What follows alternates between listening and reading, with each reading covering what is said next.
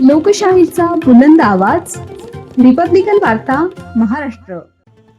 Captain भोंदूबाबा Ashok Kharat यांना 29 मार्चपर्यंत police कोठडी. बातमी नाशिक येथून. स्वतःला भोंदूबाबा म्हणवून घेणाऱ्या कॅप्टन अशोक खरात याला न्यायालयाने 29 मार्चपर्यंत पोलीस कोठडी सुनावली आहे. महिला लैंगिक अत्याचार प्रकरणी त्याला 18 मार्च रोजी अटक करण्यात आली होती.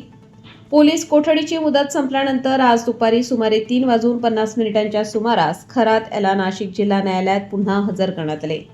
सुनावणी दरम्यान न्यायालयाने त्याची पोलीस कोठडी 29 मार्चपर्यंत वाढवली. तपासादरम्यान अशोक खरात याच्यावर एकूण 6 गुन्हे दाखल असल्याचे समोर आले आहे. तसेच पिस्तूलच्या सहाय्याने नरबळी दिल्याचा संशयही व्यक्त करण्यात येत असून या प्रकरणात आणखी आरोपी समोर येण्याची शक्यता पोलिसांनी व्यक्त केली आहे. दरम्यान सामाजिक कार्यकर्त्या तृप्ती देसाई आणि त्यांच्या समर्थकांनी न्यायालय परिसरात मोठा गोंधळ घातल्याची घटना घडली. काहींनी अशोक खरात यांच्यावर हल्ला करण्याचा प्रयत्न केल्याची माहिती समोर आली आहे. या सर्व पार्श्वभूमीवर नाशिक जिल्हा न्यायालय परिसरात मोठ्या प्रमाणात गर्दी झाली होती.